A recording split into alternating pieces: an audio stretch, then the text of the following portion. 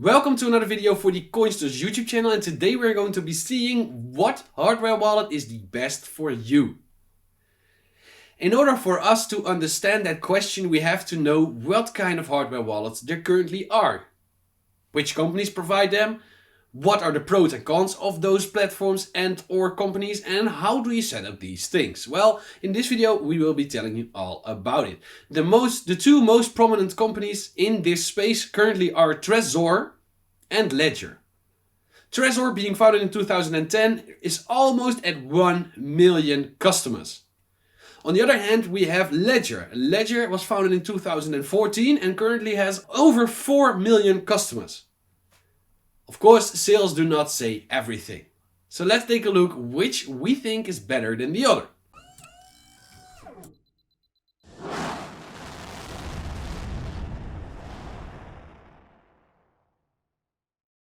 To start off, it's actually very good for you to buy a hardware wallet. Whether it's from Ledger, whether it's from Trezor, or whether it is from some new checked good company that you know of.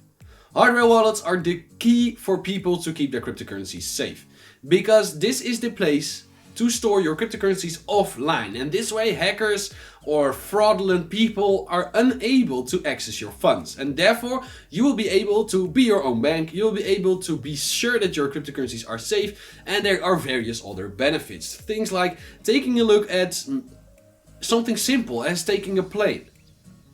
If you want to transfer $1 million from one country to the other, and you want to do it in gold, then you'll have a huge problem, because then you will need to carry a big backpack with one hell lot of gold around you.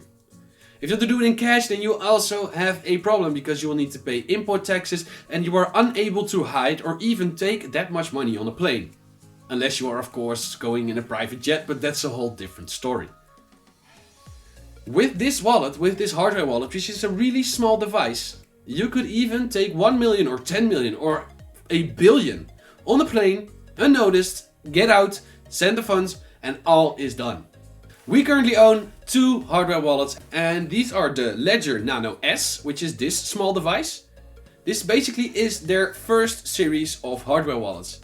This is basically an old one, and I would not recommend you to get it right now if you own over 10 cryptocurrencies, because this has a limited disk space.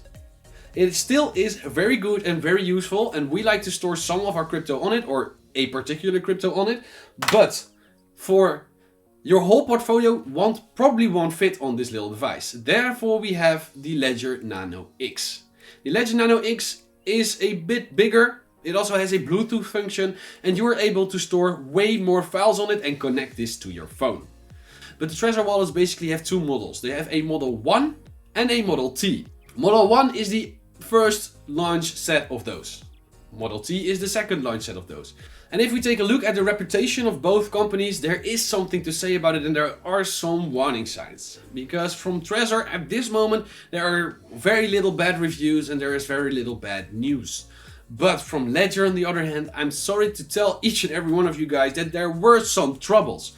About 2 years ago, Ledger, the company, a piece of the company got hacked. Whoa, don't worry. No funds were lost in this transaction. However, customer data was hacked.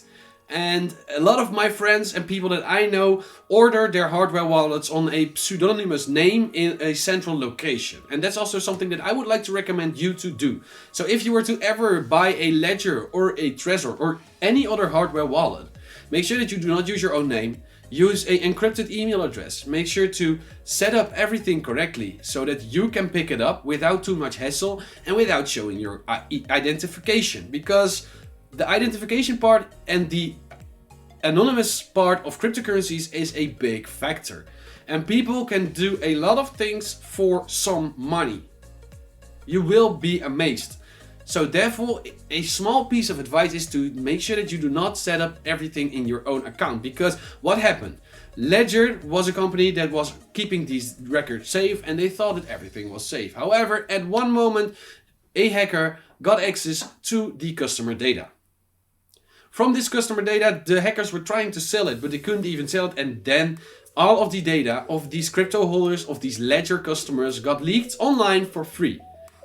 A friend of mine, his data was leaked, and he is getting calls from all over the world. He's getting calls from, hey guy, how are you doing? Please pick up the phone, things like that, where they try to scam you. And why wouldn't they? Because it's free now. You know, the data was free, and the bots that they are using to call people, to start phishing these people, the cost of these are extremely low. So he's now entitled to either get a totally complete new phone number, change his address, or more. So you don't want to have anything like that. And this does not mean that a Ledger wallet is not safe, as we use 2 of them. This is something to take into account, but this was a long time coming, because until this date, none of these companies got hacked, and Ledger was becoming really big. There was a lot of information in there that in no way justifies for the hackers to hack it, but this is something to keep in mind. So if you follow the small steps that I just told you about, you will be able to enjoy your cryptocurrencies without being doxxed. And doxxed being your identification being known by such a small thing. And some of you might have heard of a $5 wrench attack. When they know who you are, they are able to do a $5 wrench attack. And if you do not know what it is exactly, make sure to Google that. Now at the beginning of the video, I told you that we would be looking at which hardware wallet would be the best for you. And now that I've told you all the pros and cons and things you can attend to, it's basically all up to you. Whether you want to get a Trezor or a Ledger, both are working fine. Both are safe and both are the way to go. Because the most important thing for you is to even own a hardware wallet. Because if you do not own one, then your coins might be at stake. The biggest difference is the style and the operating system. If you take a look at the websites, you can get a good view of how they look. As we already showed you, the Ledger is more of a straightforward USB stick, and the Trezor wallet is more of a bigger computer type thing. It all depends on what you want and what your preference is. The Trezor Model T currently goes for $230 or 228 euros and 96 cents, which you can pay Visa, MasterCard or Bitcoin. Taking a look at the highest value, taking a look at the most technical Ledger wallet, you will be paying 149 euros. So if you're going to go for price, the best thing you can do is go for a Ledger, and if you want to go for looks, that's all up to you. There are several benefits of both, and if you want, I can link everything that you need to know in the description, because then you could get a good idea of the benefits of these products. As you can see, there is a long list of things that these products do, what they actually entail. So if you want to know what's best for you, I suggest you just browse around, take a good look, and let us know what you think is the best hardware wallet.